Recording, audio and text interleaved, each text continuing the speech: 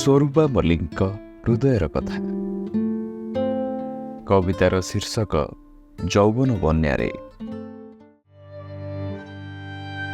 ଏମିତି କିଛି ଲୁହ ନହୁ, ମୁଁ ସାଉଁଟି ଚାଲିଛି ଏ ଯୌବନ ବନ୍ୟାରେ। ଏମିତି କିଛି ଲୁହ ନହୁ, ମୁଁ ସାଉଁଟି ଚାଲିଛି ଏ ଯୌବନ ବନ୍ୟାରେ। ସାଉଁଟିଛି ଅନେକ ଅନୁଭୂତି, ଅନେକ ମଧୁର ମିଳନ, ମୁହୂର୍ତ୍ତର ସ୍ମୃତି। ଏ ଯୌବନ ବହ୍ନିରେ ଜାଳି ସାରିଛି ଅନେକ ପ୍ରତାରଣା।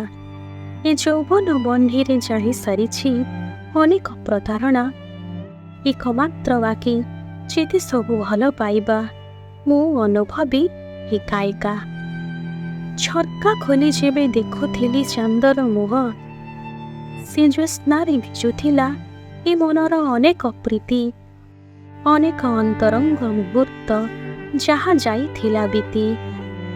ଏକା ଏକା ରାତି ବିତିବ କେମିତି, ସେ ଯେ ବିନା ଅନୁଭୂତି। ଏକା ଏକା ରାତି ବିତିବ କେମିତି, ସେ ଯେ ବିନା ଅନୁଭୂତି। ନୀରବ ଭାବନାରେ ହଜି ଯାଇଛି ଅନେକ ଆଶା ଓ ଅନେକ ଇଚ୍ଛା ଶକ୍ତି। ଜାଣେ ନା କେମିତି ମୁଁ ସାଉଁଟିଛି ଏକା ଏକା ଏଇ ରାତି। ଜାଣେ ନା କେମିତି ମୁଁ ସାଉଁଟିଛି ଏକା ଏକା ଏଇ ରାତି।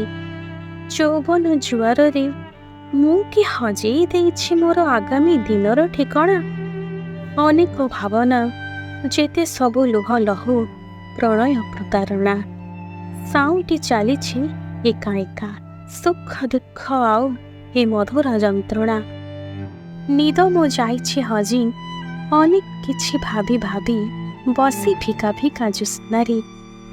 ସତେକି ଖେଳି ଯାଇଛି ଅସରନ୍ତି ମାଧୁର୍ଯ୍ୟତା। ସତେକି ଖେଳି ଯାଇଛି ଅସରନ୍ତି ମାଧୁର୍ଯ୍ୟତା। ଏ ଯୌବନ ବନ୍ୟାରେ, ଏ ଯୌବନ ବନ୍ୟାରେ, ଏ ଯୌବନ ବନ୍ୟାରେ।